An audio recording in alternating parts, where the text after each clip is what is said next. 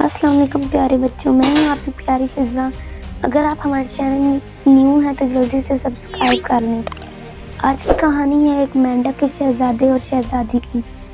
ایک دفعہ ایک شہزادی ایک خوبصورت محل میں رہتی تھی۔ محل کے باغ کے چاروں جانب ایک جھیل تھی۔ شہزادی کے پاس ایک سنہری گیند تھی اور وہ اس سے کھیلنا پسند کرتی تھی۔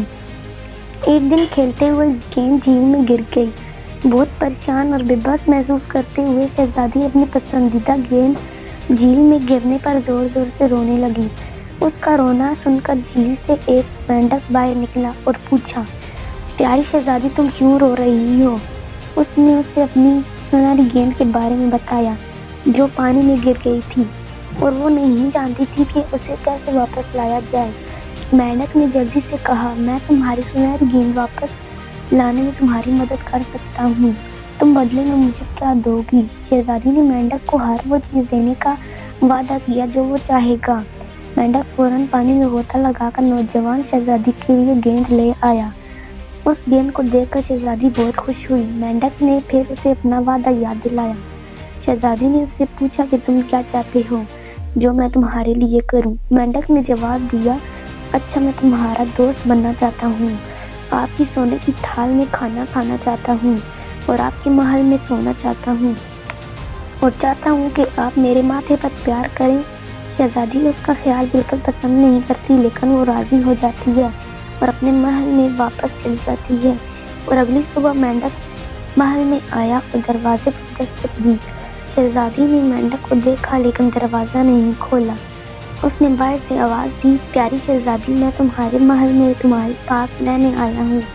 یہ سن کر شہزادی رونے لگی اور اپنے باغ کے پاس بھاگ گئی۔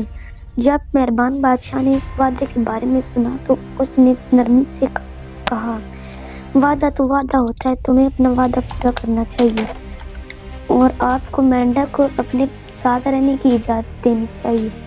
شہزادی ناراض تھی لیکن اس کے پاس اس کے سوا کوئی اور چارہ نہیں تھا کہ وہ گندی مینڈک کو اپنے پاس رہنے دے۔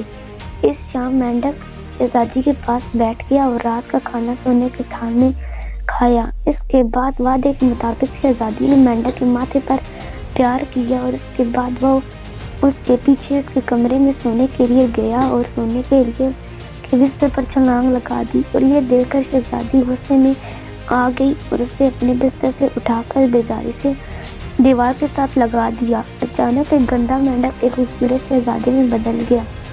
اس نے شہزادی کو بتایا کہ وہ در حقیقت ایک شیطانی چڑیل کے زہر میں تھا جس نے اسے مینڈک بنا دیا تھا۔ وہ اسے پریشان کر رہا تھا کیونکہ وہ چاہتا تھا کہ کوئی اسے ماتھے پر پیار کر کے جادو کو توڑنے میں مدد کرے۔ یہ سن کر شہزادی کو اپنی بدتمیزی پر افسوس ہوا اور فوراً شہزادے کے پیار میں پاگل ہو گئی۔ جلد ہی انہوں نے شادی کر لی اور خوشی سے زندگی بسر کرنے لگے۔ پیارے بچوں، اگر آپ کو ہماری اسٹوری اچھی لگی ہے تو جلدی سے لائک اور سبسکرائب کر لیں۔